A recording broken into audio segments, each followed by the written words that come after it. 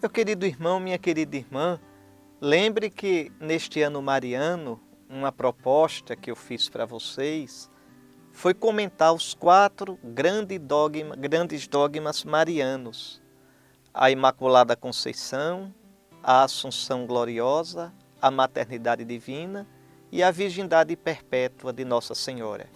Eu já comentei 3, falta o último e mais importante dos dogmas de Nossa Senhora, a sua Assunção Gloriosa.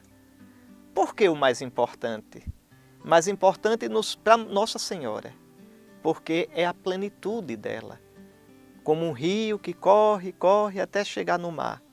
Na sua Assunção Gloriosa, Nossa Senhora chega a Deus. Ela é plenamente criatura, plenamente mulher, plenamente mãe, plenamente Maria. Mas o que a Igreja ensina? A Igreja ensina que Nossa Senhora, ao final da sua peregrinação terrena, é assim que o Papa Pio XII, sistematizando a fé da Igreja, em 1950, com a autoridade de Mestre Supremo da fé dos cristãos, ele explicou: um dogma não é a invenção de uma doutrina. O dogma é quando já a fé da Igreja está madura e então, às vezes, o Papa julga conveniente explicitar de um modo sistemático, arrumado, aquilo que já é a fé da Igreja. Então, Pio XII explicitou assim, que a Virgem Maria, após a sua peregrinação terrestre, ela entrou em corpo e alma na glória de Deus, na glória de Cristo. Então, enquanto todos nós, logo após a morte, na nossa alma, a alma criada para Deus, nós, transfigurados em Cristo, entramos na glória do céu ou nos purificamos naquele estado que a gente chama de purgatório, ou, longe de Cristo, que Deus nos livre, somos danados no inferno. Então, logo após a morte, mas só em alma, Nossa Senhora, né, em corpo e alma, entrou na glória do céu. Enquanto, veja, todos nós esperamos a glorificação do corpo para o fim dos tempos, nosso corpo fica dormindo, vamos chamar de dormir, é uma metáfora, é uma imagem, é o corpo que fica dormindo até o fim dos tempos, mas na nossa alma já somos glorificados. No caso de Nossa Senhora, ela em todo o seu ser, em corpo e alma, já entrou na glória de Cristo. Primeira pergunta: onde é que está isso na Escritura? Claro, impossível que isso esteja dito deste modo nas Escrituras. As Escrituras dão testemunho, não é, da fé inicial da Igreja na época apostólica. Agora ali já estão todas as sementes do que a Igreja vai desenvolvendo na sua doutrina ao longo dos séculos. Jesus tinha dito isso, que daria o Espírito à Igreja, que a conduziria à verdade plena. Ele disse isso na última ceia. Você pode olhar dos capítulos 13 ao capítulo 17 de São João, Jesus na última ceia vai falar que vai mandar o Paráclito. No capítulo 14 de João ele vai falar isso 2 vezes, que vai mandar o Paráclito e que o Paráclito, o Consolador, o Espírito, vai conduzindo a Igreja à verdade plena. E será sempre isso, na sua vida, na sua liturgia, na sua fé, na sua oração. A Igreja vai cada vez mais crescendo na compreensão da Sagrada Escritura. Pois, então, mas na Sagrada Escritura estão as sementes desta doutrina. Primeiro, a inimizade entre a serpente e a mulher, entre a descendência da serpente e a descendência da mulher. Eu já expliquei isso quando falei da Imaculada Conceição. Então, entre Maria e o pecado, não há pacto algum. E o pecado, o salário do pecado, é a marca da morte, do afastamento de Deus. Depois, o modo como Gabriel chama a Nossa Senhora: alegra-te, ó toda agraciada, ó toda cheia da graça de Deus, nela não há a desgraça do pecado. Depois, Nossa Senhora como discípula perfeita de Cristo, ela é aquela que escuta e guarda no coração. Ela é aquela que, como discípula perfeita, segue o Cristo até a cruz. Jesus diz tantas vezes no Evangelho, o discípulo é aquele que o segue, e o segue até a cruz. Nossa Senhora aparece ao pé da cruz, enquanto os outros fogem, e Nossa Senhora aparece, discípula e mãe perfeita da Igreja, com os apóstolos no cenáculo, perseverando em oração. Pois bem, São Paulo diz tão bonito, que se sofrermos com Cristo reinaremos. Se morrermos com Cristo viveremos. Ora, aquela que perfeitamente esteve unida a Cristo nesta vida, aquela que perfeitamente morreu com Cristo, tanto que ela é chamada Rainha dos Mártires. Como é que Nossa Senhora morreu com Cristo? Morreu. Morreu e ninguém morreu como ela com Cristo. Ao pé da cruz, Nossa Senhora, em certo sentido, morreu na sua maternidade. Vejam, qualquer pessoa pode sofrer com Cristo. São Paulo foi decapitado, São Pedro crucificado de cabeça para baixo, São Lourenço queimado na grelha, Santo Inácio de Antioquia devorado pelas feras, mas só a Virgem Maria sofreu como mãe de um filho único.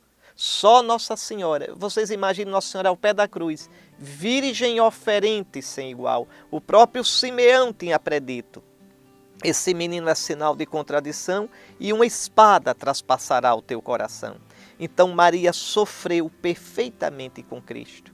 Morreu espiritualmente, morreu na sua maternidade com Cristo. E por isso, perfeitamente com Cristo, já está glorificada. Se sofrermos com Cristo, com Ele reinaremos.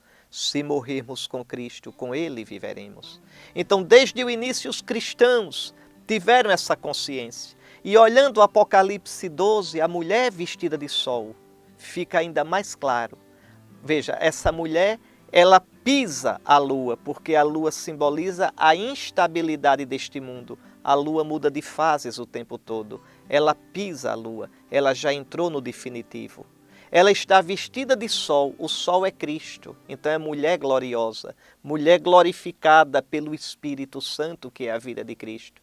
Mulher coroada de 12 estrelas, rainha da igreja, daí 12, consumação do povo de Israel, o povo das 12 tribos, e continuamente grávida de Cristo.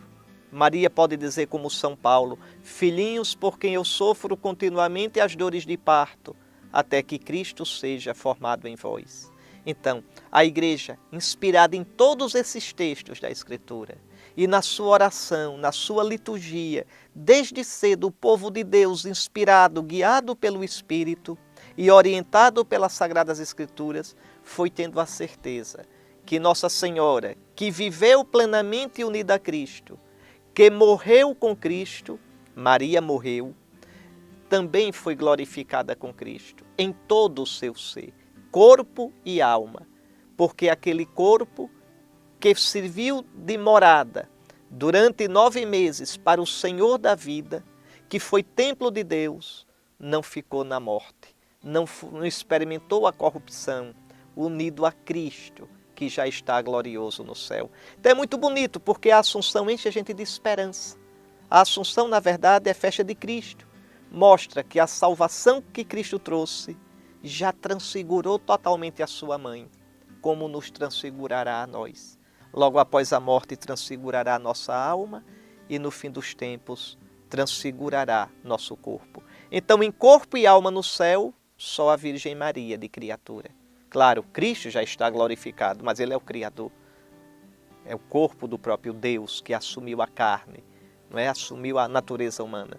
Mais uma coisa, Maria morreu mesmo? Morreu. Agora os cristãos não chamam, pelo menos os cristãos ortodoxos, retos na fé, não chamam a morte de Maria de morte. Chama de dormição.